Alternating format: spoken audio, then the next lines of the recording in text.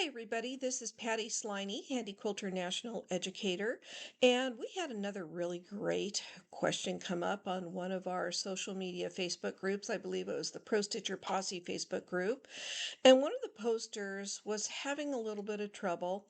She had created, or she thought she had created this design, and when she was stitching it out, all of a sudden Pro Stitcher stopped at an endpoint to pull up threads, and she couldn't figure out why that was happening. She had taken this design and duplicated it, and she thought she had connected it correctly to turn it into this. But all of a sudden, she was getting Pro Stitcher stopping at an endpoint, which she couldn't see. So she was a little confused about what was going on and how to correct that. So I'm going to show you a couple of things. I'm going to show you how to take this design and duplicate it enough times and rotate those pieces correctly and connect them correctly so they're in correct order and starts and stops are on top of each other so they will connect.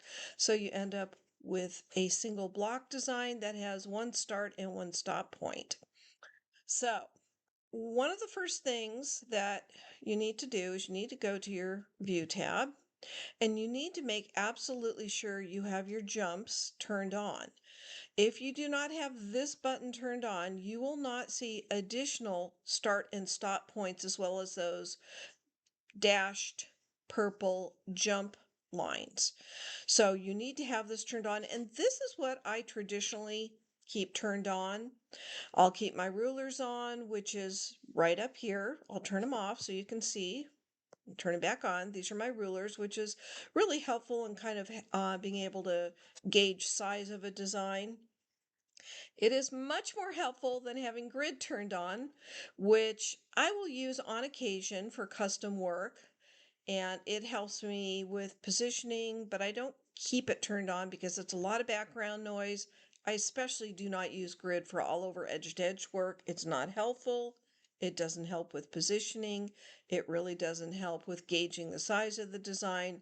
Just creates a tremendous amount of background noise, which isn't needed in all over edge to edge work. So just a tip there.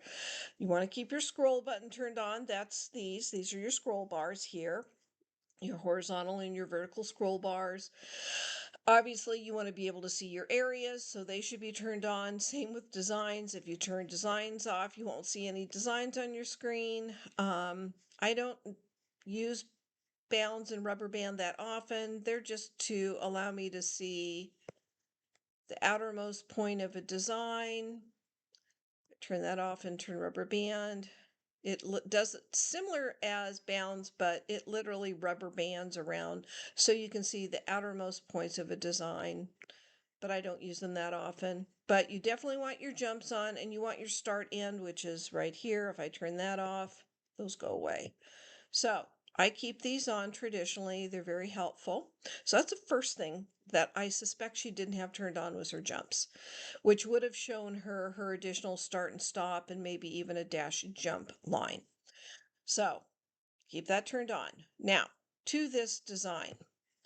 This is the design she was using, and it is from Wasatch Quilting, and it is part of their Posh Penelope, and you can see that up at the top here. It's part of their Posh Penelope design collection. It can be purchased individually. And basically, if you want to practice this with any design that has this particular component, it's a quarter design. As you can see, it's exactly got a 90-degree angle here, and it's a P2P design, which means it's in that umbrella of continuous line designs that meets the criteria to be connected because it has a start point on the left, stop point on the right. Both of those points lie on the same horizontal plane. If I move my crosshairs, you can see.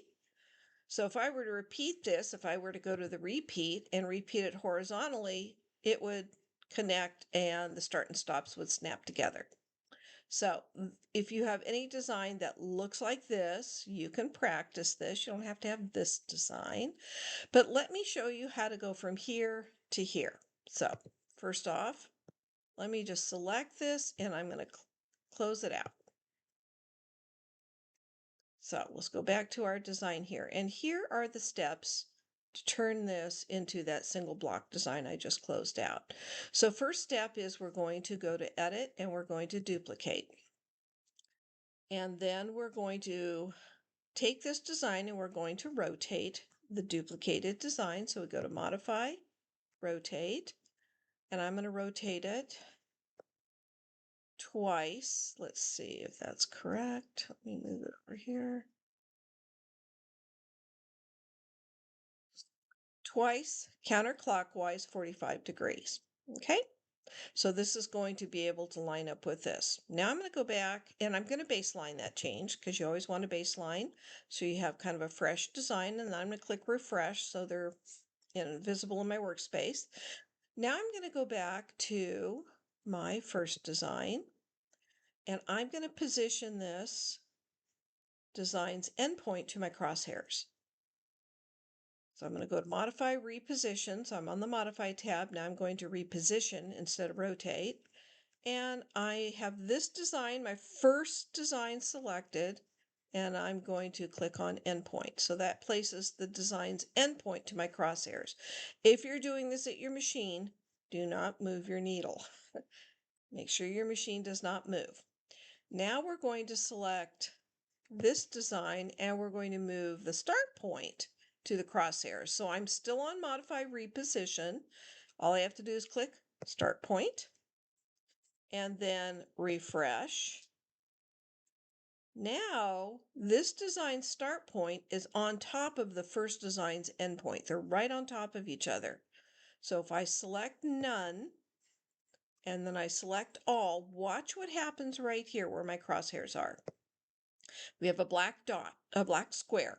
That black square tells me the start and the end point of the first design and the start point of the second design are snapped together. So if I baseline, now I have one single design that's connected.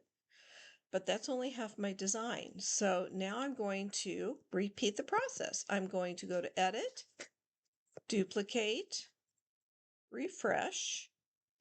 Now I need to rotate this design. So I'm going to go back to modify, rotate, and I'm going to rotate it 4 times counterclockwise. Okay, so now it's in the correct aspect to be able to be connected. So I'm going to select my first design. Again, I'm going to position it so the stop point is at my crosshairs. So modify, reposition, endpoint, and then select my second design, start point, refresh. Sorry for the background noise. My puppies are playing in the background.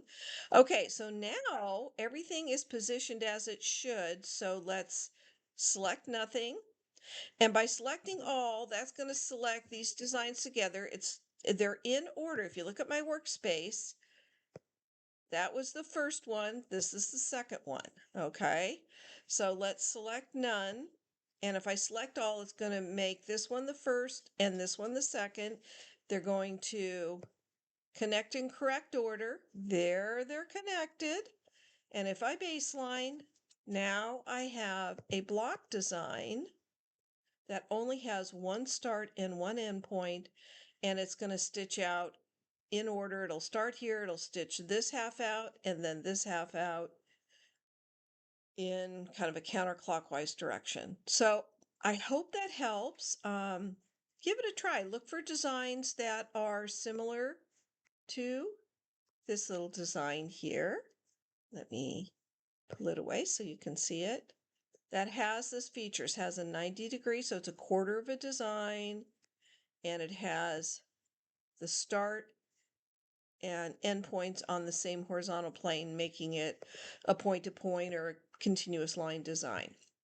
And see if you can come up with a new block design just by following those steps. And I'll put the steps in the video's description so you have them to follow.